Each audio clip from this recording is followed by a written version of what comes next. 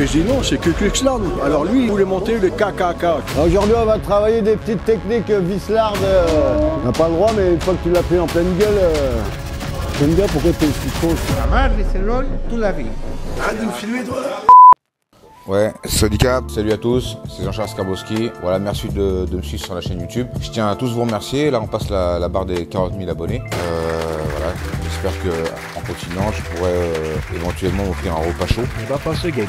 Donc là, vous allez voir une vidéo qu'on a tournée au club. On a fait un hommage à Rob Kaman pour vous expliquer un peu qui c'est. C'est un pionnier, c'est notre héros dans les sports pieds-points avec Ramon Dekers. Lui, Ramon Dekers, c'est les deux premiers à partir en Thaïlande et à battre les champions taille. Rob Kaman, c'est une grande star en France. Il a fait la plupart de ses combats en France. Entre 75 et 80 kilos, grosso modo, il était imbattable. Il a perdu une fois contre Krongsak. Krongsak qui est entraîneur au club aussi, la légende Krongsak, mais là, c'était vraiment exceptionnel. En plus, Krongsak avait 8-9 kilos de moins, donc c'était vraiment exceptionnel. Il a battu tout le monde dans sa catégorie à l'époque. On est devenus très bons amis. Il est venu faire des stages plusieurs fois à la salle. Il nous a malheureusement quittés il y a cela 1 an et demi, 2 ans. Et après, on a décidé au club de faire un petit hommage. Donc tous les champions étaient invités. Il y a des acteurs, il y a des fans tout simplement qui sont venus rendre un dernier hommage à Rob Kaman. Enfin, je dis un dernier, c'est pas le dernier parce que on va refaire ça aussi les années suivantes parce que c'est pas quelqu'un qu'on peut oublier. C'est quelqu'un avec une super personnalité, quelqu'un de super gentil, un exemple, un chef de file pour nous tous qui sommes dans le sport pied-point.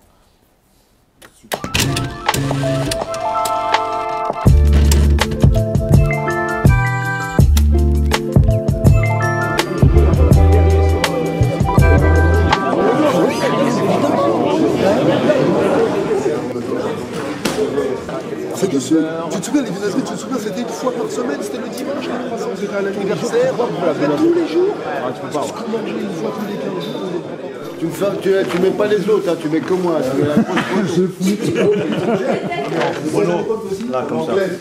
Décembre 1984. Il est là, il est là. Tu vois pas? J'ai des cheveux là. Il est là. C'est 2 fois une fracture du. À côté, t'as Joe Prestia. Là. Après, t'as qui? Là, c'est qui ça? Lui, c'est un asiatique. Et là, t'as René Desjardins. Ah ouais, c'est Desjardins. On a été boxé, puis un quart d'heure avant le combat, on a appris qu'on boxait avec les coudes.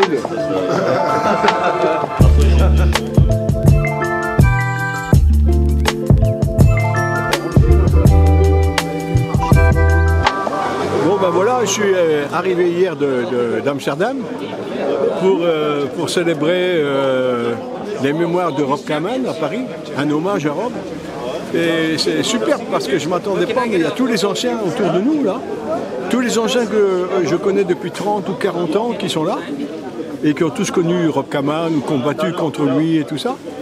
Et tout le monde a un très bon souvenir de Rob et surtout aussi un grand respect. Et ça, j'aime beaucoup. Et moi, j'étais son manager pendant plus de 25 ans, tel que Ramon Dekers et beaucoup d'autres d'ailleurs.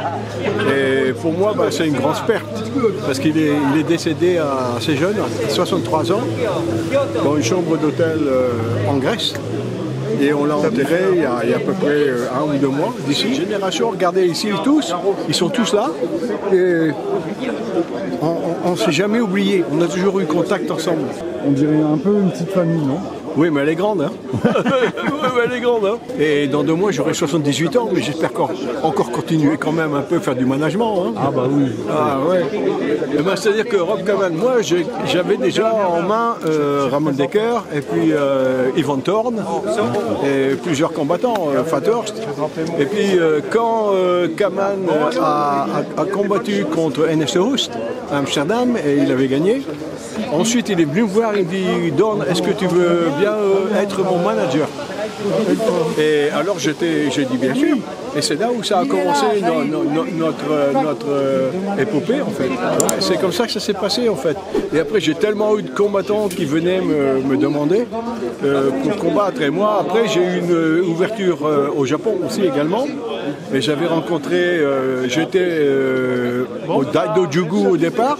C'est du karaté japonais avec un casque en plexiglas. Et c'est eux qui m'ont ouvert la porte en fait au Japon. Alors j'ai managé des gars comme Minoki Ichihara, oui, et puis aussi Kenichi Osada. C'est des grands champions en karatéka, en karaté-do avec le masque. Et ensuite, on m'a demandé si je voulais être partie de Mizuruji, notre organisation. J'étais là avec André Manhart aussi.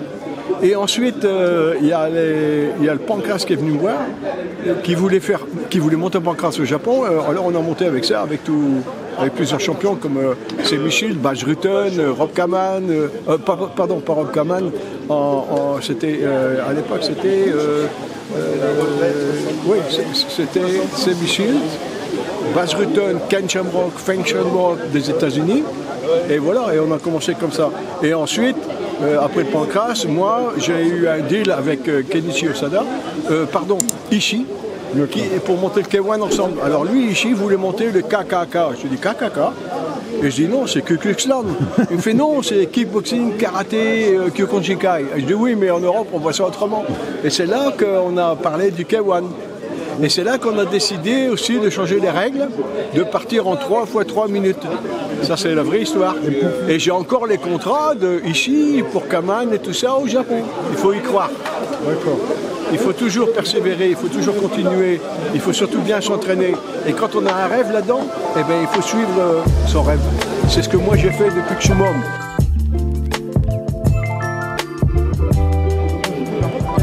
Moi j'ai une marque qui s'appelle Matnak, on collabore notamment avec Jean-Charles, avec André Zetoun, 100% Muay Thai.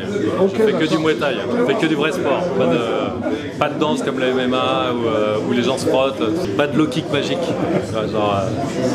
Et pour toi, Rob Kaman, tous ces champions... C'est une légende, c'est les gens qui nous ont fait rêver dans les années 80-90. Et donc c'est eux qui ont démocratisé la boxe thaï en Europe.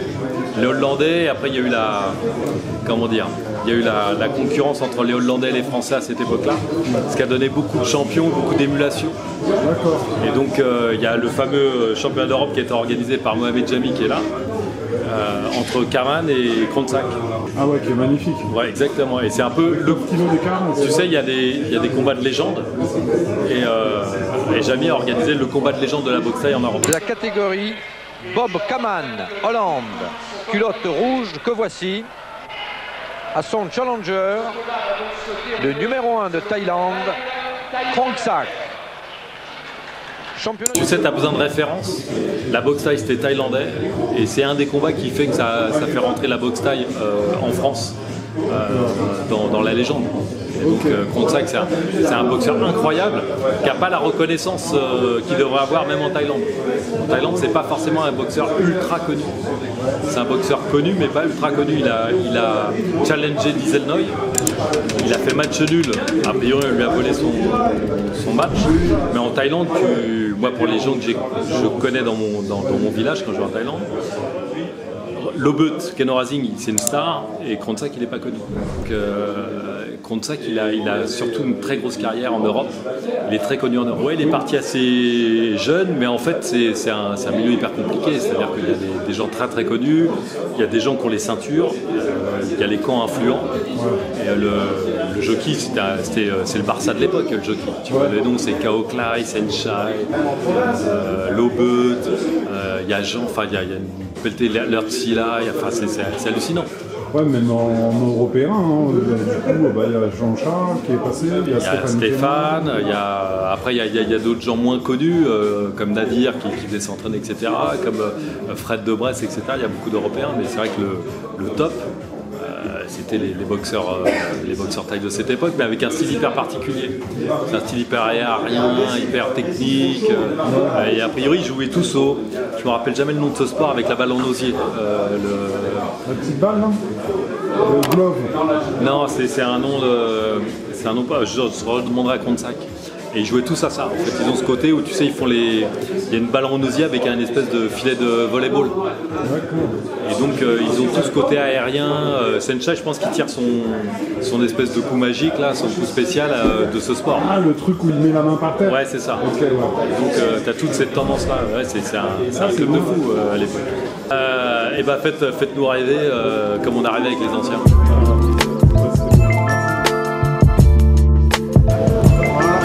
Super.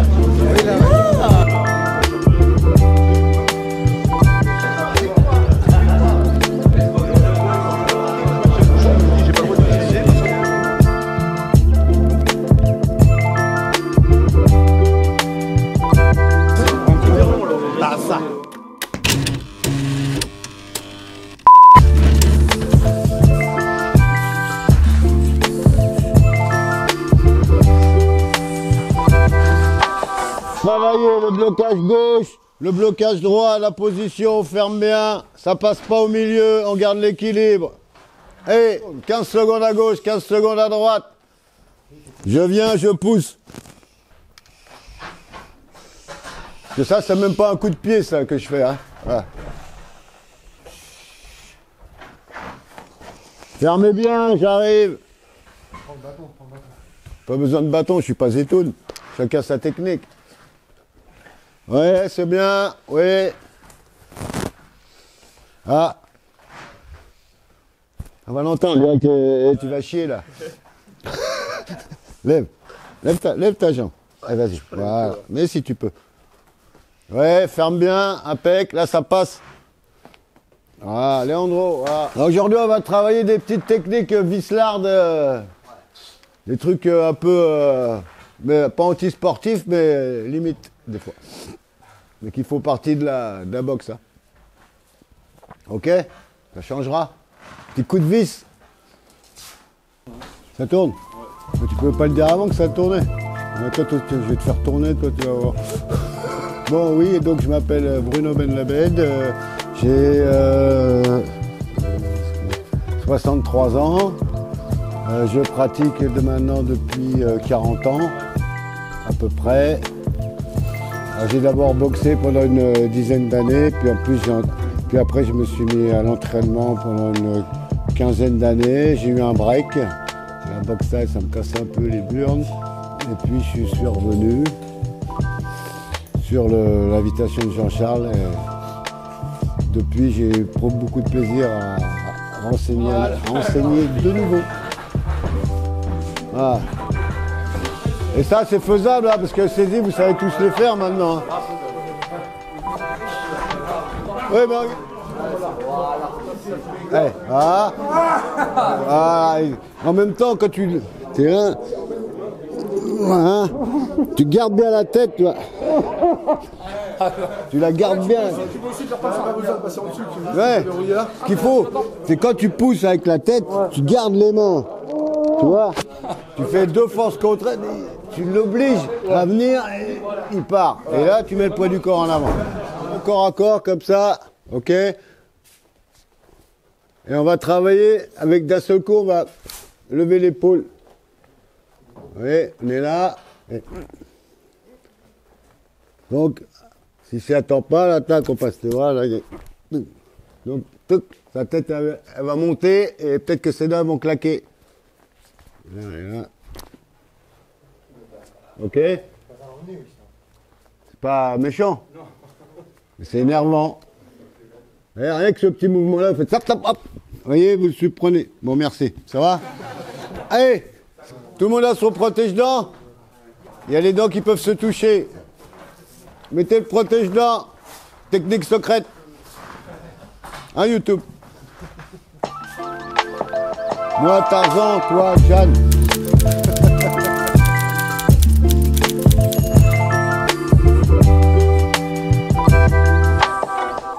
Ok, donc je suis là, hop, je le projette. Il tombe, mais il m'a fait tomber avec lui. Et à ce moment-là, je tombe avec le genou sur lui. Ok? Mais il faut que ça soit naturel. Oh, putain! Vous voyez, là, je suis tombé, j'ai pas fait exprès. Et j'ai mon genou qui traîne. Voilà. Et par exemple, regardez. Allô? Quand vous tombez, essayez de tomber. Vous voyez, vous avez commencé votre projection. Vous avez commencé votre projection. Et hop là.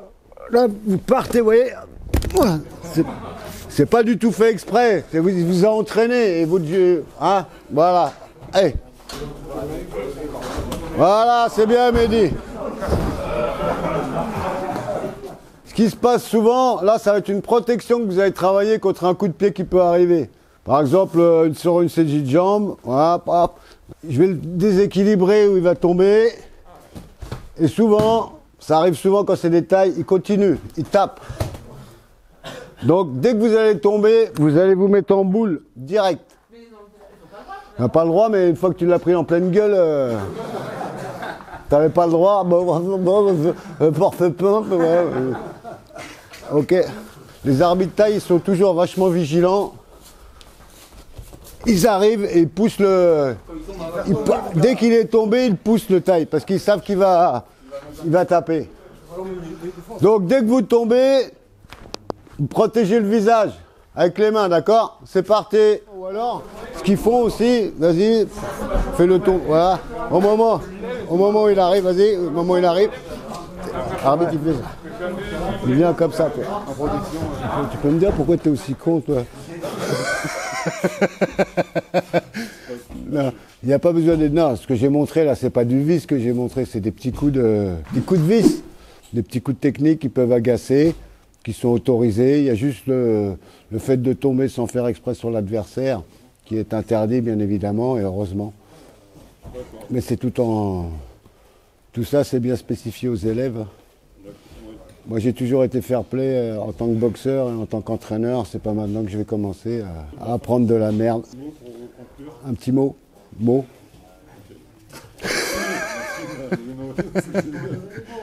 Ah, monsieur, ah aussi, moi, Tarzan, toi, Jeanne.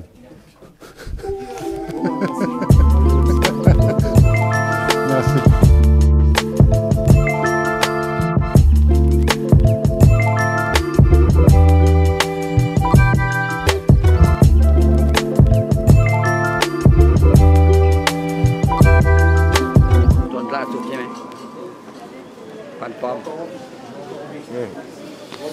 J'entends que le computer.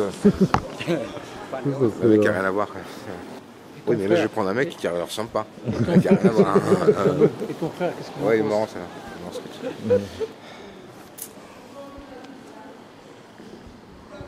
Un rat, superstar. Le prochain c'est Sanjay, Lyon-Paris. Tu l'as vu? Non. Tu l'as vu? Parce que dans ce cas, ce serait de la triche. Si tu l'as vu, je ne peux pas parler avec toi. Ok, moi je parie que c'est pas Sanjay. J'ai pris une photo avec toi. Je ressemble à pas grand chose. J'ai eu une poussée de croissance dans l'avion. Oh, mais ça va plus arriver. Ça se voit. Ça va? Tranquille? Ouais, ça va. De Lisbonne? Ouais, moi je suis de Paris. J'étais à Lisbonne pour le week-end. Parce qu'André, tu connais André Zetoun? Oui, bien sûr, bien sûr. Il a une blague. Il dit monsieur et madame Bonne, il y a des doses contre une fille. Oui. Alice. Je l'ai pas. Allez, Lisbonne, il y a des doses. Ah oui. C'est une blague d'André. Elle est pas mal. Ouais, c'est un vrai. C'est pas moi. Un honneur de Ne vous me jugez rencontrer, pas. Merci, Jean-Charles. à bientôt. Merci. Salut. Non mais tu sais qui on attend là? Tu me fais pas peur, hein? Moi je Tu rigole. sais qui on attend? Qui? Sunshine. Sérieux? Il arrive là? Ah oui. Respect champion. Merci beaucoup. De rien. Bon français? Il chante aussi. Oui, il peut lui avoir son frère. Hein. Son frère qui vient. Voilà. Sunshine? Yang, C'est lui? yang. Ça ressemble, ouais. C'est ça. Il a changé pendant le vol. Ça fait longtemps que je n'ai pas vu, c'est pour ça.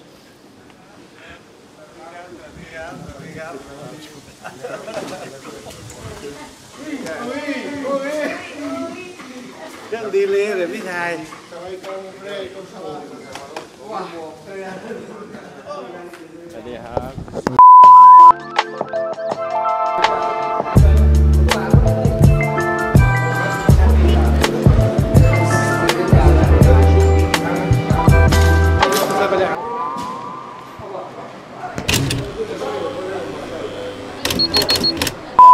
Senchai, c'est le meilleur boxeur thaï de l'histoire du Muay Thai. Et ça, c'est pas que moi qui le dis, c'est tous les autres champions thaï, y compris Samat Paekaroun, qui avant Senchai était considéré comme le numéro 1 de l'histoire du Muay Thai, parce qu'en plus Samat était champion du monde anglaise. Senchai ne l'a pas été. Senchai, c'est quelqu'un que j'ai côtoyé quand j'habitais en Thaïlande à l'époque. On s'entraînait dans le même club, le Jockey Gym. On était même voisins de palier, hein, c'est pour dire. Mais il a une longévité incroyable. Il était champion à 8 ans en Thaïlande, et aujourd'hui il a 44 ans et il est toujours invaincu. Sur 50 derniers combats, 60 derniers combats, je crois qu'il a une une défaite contre Fabio Pinca en Italie. Tous les gens qui font du Muay Thai aujourd'hui, ils apprennent en regardant les vidéos de Senshai. Moi-même, ce que j'enseigne, c'est 50% de ce que je vois faire Senshai. Moi, j'aimerais bien être comme lui, technique, il prend jamais de coups, il est super intelligent, il a une philosophie du combat incroyable, il s'énerve jamais, très athlétique en plus. Aujourd'hui, il a 44 ans, toujours presque invaincu, quoi. Il a battu tout le monde quand il était à son top en Thaïlande. Aujourd'hui, il continue encore à boxer. Donc, on a eu la chance de l'avoir en stage à Paris. La salle était remplie, il y avait plus de 200 personnes. Il y avait même des personnes, il y avait 30 ou 40 personnes qui étaient dans la rue, sous la pluie, en train de prendre des photos à travers la vitre, parce qu'ils ne pouvaient pas rentrer, c'était tellement blindé. Premier arrivé, premier servi. Quoi. Donc, plus on est fou, plus on rit. Tant bien que mal, il a fait son stage, même qu'il n'y avait pas beaucoup de place, hein, mais c'est dommage, mais bon, c'est la rançon du succès. Hein. Voilà.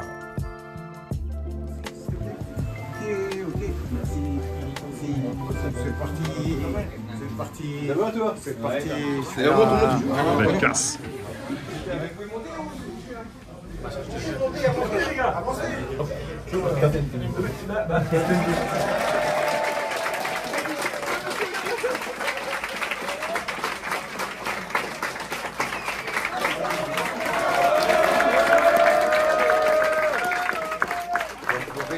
Bon, merci à tous. Hein. On a un honneur de le recevoir, un honneur de vous recevoir. Je crois qu'on va faire 2 groupes. D'accord? En haut, en bas. Il montre les trucs en bas et puis on descend comme on avait fait avec Liam Harrison la dernière fois. Yes? Hai ครึ่งเดียวไปข้างล่างดีไหม ข้างล่างข้างบนข้างล่าง ข้างล่าง โอเค หรืออธิบายนี่หรือกับ เดี๋ยวผมแบ่งครึ่งเลยเดี๋ยวผมจะไปอธิบายข้างล่าง Ok, bon allez, partagez-vous en 2. La moitié descendez et ils vont faire la navette. La moitié descendez, la moitié, sinon on ne peut pas commencer le sac.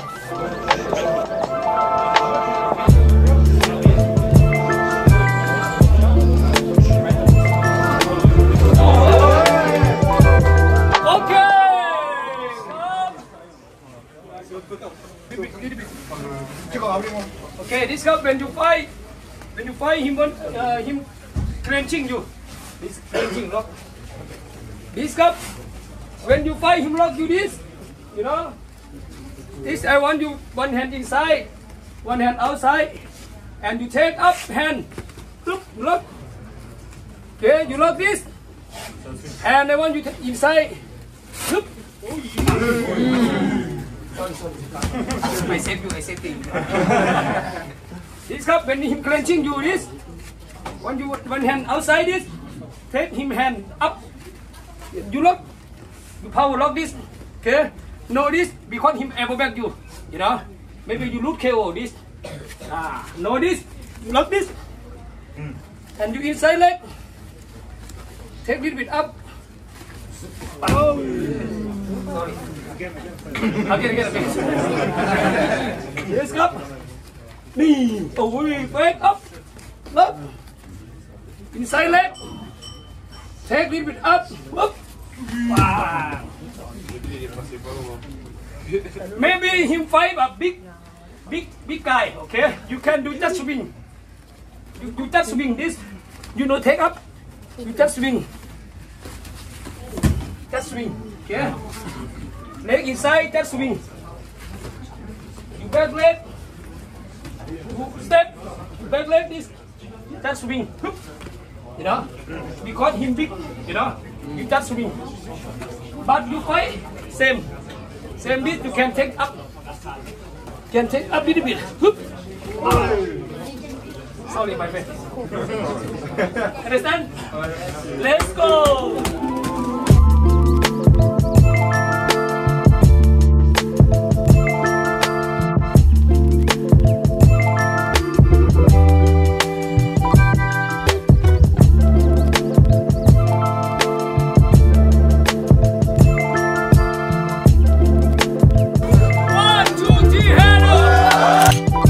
Senshai, tu me caches, je suis sur la photo. On bat les couilles, frère.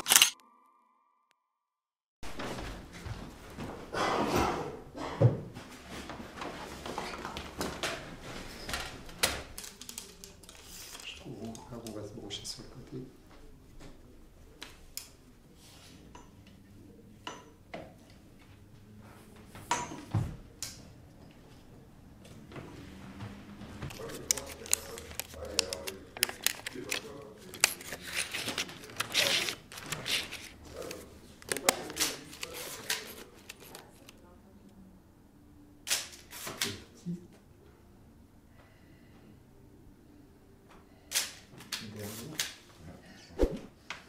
Ok. Moi, c'est Lorraine Fernandez. J'ai vécu 10 ans à Madrid. Je faisais surtout du Krav Maga au départ. Je fais du sport de combat depuis que j'ai 7 ans. Je fais plein de disciplines, du karaté au Yosekan Judo, et j'ai découvert le Krav Maga. Et pendant le Covid, mon club a fermé. Le seul qui restait ouvert, c'était celui du Muay Thai. Bonsoir mes amis, je suis Carlos Sánchez, Sawalikap. Je suis le directeur de Ban Ryan Neves, le responsable de le tour de Senchai pour Portugal, France, à Spain. Et je suis très content d'être ici à Paris, de travailler avec Jean Charles. Je me sens très bien ici, bien reçu, comme une famille. Et juste, ouais, c'est ça, pendant le Covid, je me suis mise à m'entraîner dans ce club de Muay Thai et j'ai rencontré Carlos qui organisait déjà des séminaires. Il avait fait venir Sanchai une fois. D'accord. Et il m'a dit qu'il aurait bien aimé faire d'autres dates dans d'autres villes que Madrid. Et c'est là qu'on a pensé à Paris avec Jean-Charles.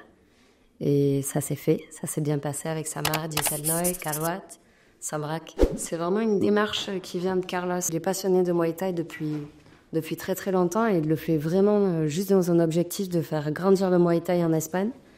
Et il a commencé juste avec des petites dates. Je crois qu'il faisait ça une fois par an et maintenant il le fait vraiment grandir. Mais c'est en totale autonomie. On est deux à gérer tout ça. Cool. Donc petit à petit, il y a des personnes qui se rattachent à nous, comme Dina Pedro au Portugal. Et donc là, on a pu faire avec Sanchai un séminaire avec 300 personnes le samedi, 300 personnes le dimanche. Donc ça grandit et on va voir l'an prochain qui on ramène et quelle ville. Pregunta por qué no vemos más veces Sanchai moverse por Europa y por qué solamente tú estás organizando estos seminarios. ¿Por qué no se da más y venir ahí por Europa? D'accord. Parce qu'il y a un petit problème. Par exemple, j'ai pu faire un événement, d'accord, avec beaucoup d'efforts, mais Senchai, les trop bons légendes, demandent minimum 4 ou 5 événements. Alors, vous devez... Je peux faire un événement à Spain. OK. Je ne sais pas sur Barcelone. OK. Mais 1, 2, 3, 4, 5, c'est trop difficile. Et vous devez trouver une personne qui peut organiser avec toi les choses. Personne qui travaille avec sérieux, hein? Ouais. Avec confiance. Et donc c'est ce qu'il dit, c'est que pour pouvoir faire venir une légende de Thaïlande, il faut être sûr d'assurer 4 ou 5 séminaires. Sinon, ils vont pas faire un aller-retour pour un séminaire. Il faut vraiment que ça assure derrière. Donc c'est une grosse organisation. Et la même chose qui passe après que vous annoncez qu'il va arriver Senchai ici. Oh, tout le monde t'appelle. Oh, séminaire ici, je suis seulement un surprise, je te donne un avion pour toi. Non, c'est avant que c'est nécessaire pour moi faire ça. Bon, alors on nous passe un message à tout le monde. Oui. Ouais. Arrêtez de vous réveiller à la fin, quoi. C'est vraiment... Il fait des appels, mais les gens nous contactent une fois que tout est organisé, fermé, tout est bouclé, c'est trop tard. Et je veux remercier à mon frère Jean Charles pour l'invitation. Lauren et moi, nous sommes ici comme chez le lycée Humour. Ouais. Ouais. OK. Je suis très content de travailler avec Jean Charles. Et évidemment, avec Laurent qui est à mon côté pour donner toute l'idée que c'est nécessaire en Portugal, France, Espagne. Je ne sais pas, mais avec Laurent, avec Jean Charles, avec Dina, vous pouvez faire des choses très grandes pour les Muay Thai. Ouais. Tout ensemble. Ah ben merci. Et ouais. Ça va beaucoup. Merci à vous.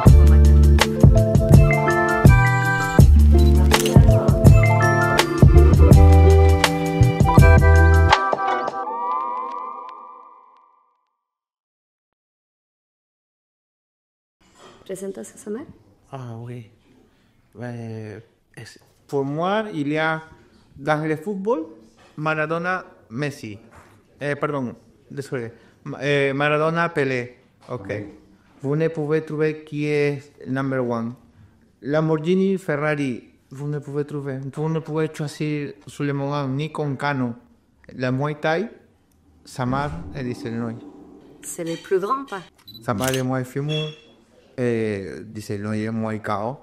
Mais c'est les meilleurs films de toute l'histoire, c'est les livres. Samar et Disney, c'est trop de l'histoire. Le numéro 1 pour toute la vie. Disney et Samar, ça fait un moment déjà qu'ils ont arrêté. C'est ça qui fait la différence. Eux, ils voient encore des combats qui sont maintenant, qui sont actuels, alors que Disney et Samar, il y a même très peu de vidéos. Muy pocos. Il y en a très peu en mauvaise qualité, et donc le fait de ne pas pouvoir voir ces combats, ça fait que ça permet pas de partager leur histoire au final. C'est que de l'écrit et quelques photos en noir et blanc. Donc, il y a une photo dans laquelle vous pouvez regarder. Samar, c'est le professeur de Sonrak, d'accord? Et Sonrak, c'est le professeur de Sunshine. Donc on pense à Sunshine, mais on ne pense pas qui lui a appris à lui. Et nous, en fait, on a D'accord. fait venir... Oui, c'est ça, justement, c'est ça. Parce que si tu regardes avant un séminaire de Sonrak, vous pouvez regarder beaucoup de choses. Aujourd'hui, il y a, par exemple, le One Championship. Oh, Rotan number one of the one. Rotan number one of the one. Non de l'histoire. Non. Amar, c'est l'œil toute la vie.